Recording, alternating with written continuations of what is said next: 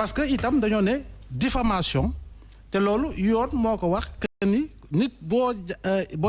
jàppee nii dañ laa tooñ dañ laa tuumal lu dul dëgg am nga sañ-sañ dem si yoon. léegi nag la question que je me pose man boobu ba léegi c'est le ministre Mame Mbaye Niang poursuit Ousmane Sonko pour diffamation wa ilaa moom dafa am yeneen yoo xam da ko toppee parce que damaa gis 3 chefs d'inculpation. En tout cas li jëm si li nga xamoo di procès en diffamation am na loo xam ne diffamation la am na loo xam ne nañu faux usage de faux la am nañu loo xam ne nañu injure publique bi la. léegi nag dama xamul ndaxam Mame Mbaye Niang en tant que ministre bu muy porter plainte moo si boole loolu lépp wa ilaa dafa am procureur bi chef parquet bi wala moom moo si yokk ñaari mbir yooyu damay laajte donc pour mën a xam. donc bu ñëwaatee si li nga xam ne wax nga ko journalu L'As yi bind nañu si li nga xam ne moo di wàllu Prodac bi mais waxit gi ak bindin gi mën na wute dans la mesure où l'orientation de l'article lan la le contenu de l'article lan la ak article bi naka lañ ko bindee pour tuumaal nit de manière assez affirmative pour ñu ne effectivement diw la te moom diw boobu moo def li article bi liiruma ko pour mën a xam effectivement sur quelle base la ñu condamné mais jàpp naa ni ba tey si li nga xam ne moo di l'affaire Prodac la l'affaire Prodac bu ñu koy wax dañu ne woon am na rapport boo xam ne existé na te le rapport ne saurait ne pas exister parce que si le rapport n'existait pas il n'y aurait pas eu autant d'articles dans les quotidiens il n'y aurait pas eu en son temps autant de plateaux à travers les télévisions il n'y aurait pas eu autant de débats à travers lii nga xam ne moo di les radios il n'y aurait pas autant d'articles dans les différents sites internet d'information générale au Sénégal te du toll benn jamono joo xam ne le ministre Mame Mbaye Niang si wàllu boppam dafay rendre sa démission parce que itam même bu convoqué convenance personnelle jamono jooju dañuy jàpp ni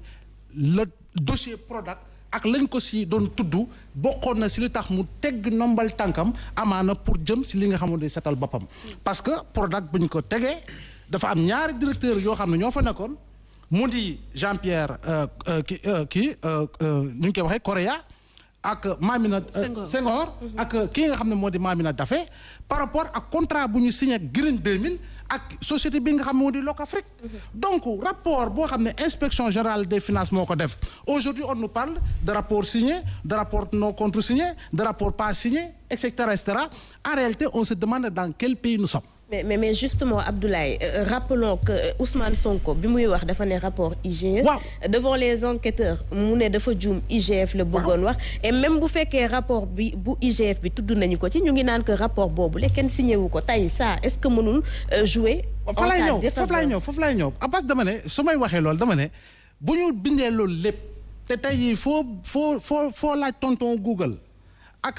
tata Amazon mu génn la àndaari article yoo xam ne sur cette affaire la léegi mu am ñoo xam ne nag fit la ñuy jiital pour wax ni rapport boobu amul on se rappelle encore une fois à ma qualité de journaliste je parle du débat où la réponse bi nga xam ne amaana ak ay partisans kii waxeete nañ ko wa ilaa ministre bi si wàllu boppam yëkkati na ko teg ko si noddu ministre bi nga xam ne moo nekkoon ministre des finances et du budget ak li nga xam ne moom la débat bi juróon jamono jooj du ma ne nag Mame Mbaye Niang dafa jël c'est il ne m'appartient pas de l'accuser ni moo ko jël wala moo détourné wala nangam ça c'est un travail de la justice encore une fois maintenant li nga xam ne moo di lapsus bi nga wax Khady Colonel da nga ne IGF ak IGE effectivement c'est un lapsus dañuy jàpp ni njuumte la yoon ndaxam sur la base véritablement d'une erreur par rapport ak waxin yoon da la si war a condamner je parle peut-être sous le contrôle de maître xëy na dina si gën a mën a leeral mais toog comme ni ma la ko waxee démb rek yàgg nañoo toog si plateau nga ne ma Ibrahima Pouy wala Abdoulaye Pouy donc loolu lapsus la léegi lapsus boobu bu fekkee nag am na benn valeur juridique en réalité on doit se poser des questions je dis pas que nit ki bu ñu la tuumalee amuloo droit dem défendre sa bopp waaye itam il faut quand même que ñu xoolaat naka la ñuy tëggee yenn lois yi ak naka la ñuy doxalee yenn lois yi parce que maa ngi dégg irresponsabilité désacralisation des institutions et cetera procès en diffamation encore une fois premier jour bi nga xam ne lañ la convoqué à 99,99% nit ki amaana du taxaw dama ne du taxaw te ñi xam procédure dëggantaan si li nga xamoo di wàllu diffamation defe naa ni daañu dëggal li mu la wax je donne un exemple fii si kër gi Ahmed Aïdara bu fi nekkoon porté kii nga xam ne moo di Awlu Sall du rakku président de la République. nekkoon directeur général de la caisse des dépôts et consignations nekkoon maire de la ville de Guédiawaye. mais porté na plainte. mais plainte bi procédure bi ba muy tàmbali ba muy jeex Aliou Sall n'a jamais mis les pieds au tribunal. Est-ce que pour autant on va dire qu'il ne respecte pas les institutions, qu'il désacralise les institutions, qu'il a commis un acte irresponsable? Encore une fois, il ne faudrait pas aller trop vite en besogne. Parce que procédure bi bu enclenché ba ñu war a mën a taxaw procès amaana bés boobu ala kulli aali moom dina ñëw mën a taxaw procès. parce que damay gis ni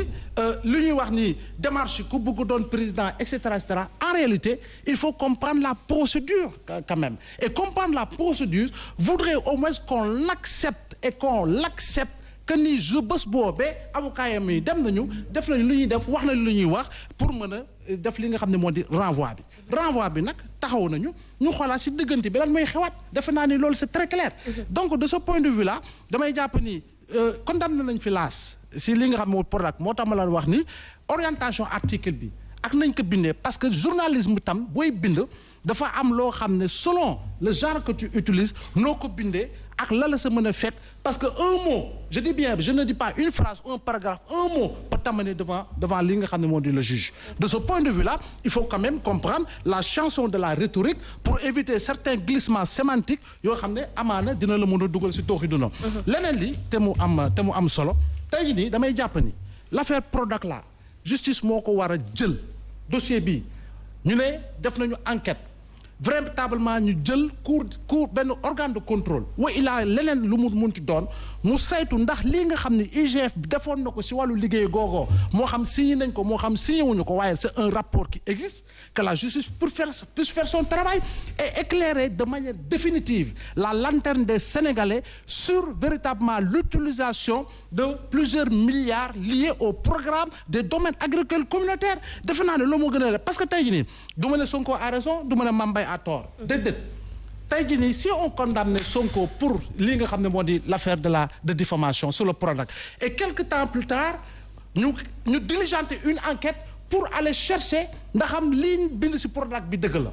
mais quelque part est-ce que la justice elle ne se discréditerait ne se discrédite-t-elle pas elle-même donc suba rapport bi mën nañ ko dëggal comme rapport bi mën nañ ko neenal de ce point de vue là il faut quand même ñu mën a taxawee noonu élément bi nga xam ne laay mujjee encore une fois xaw ma mettre loolu c'est possible ou pas possible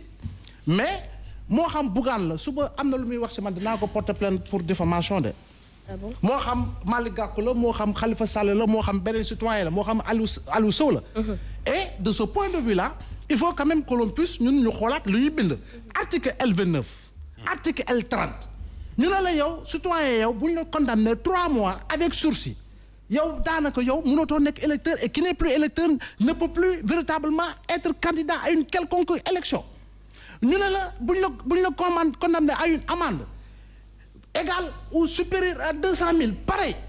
ce sont des lois liberticides ce sont des lois rétrogrades te ku mu si munti doon si ñuy déglu opposant ak société bi ak citoyen na xam ne suba mun nga taxaw sa meeting taxaw di def plateau taxaw di def conférence de presse def benn dérive boo xam ne tayoo ko wala lapsus boo xam ne tayoo ko ñu porter la plainte suba moo tax sénégalais yi sax dañoo war a constituer wu vraiment porter plainte pour excès de pouvoir par rapport ak li nga xam ni moo di contenu orientation contenant des articles L29 L30 yoo xam ne en réalité buñ naan la démocratie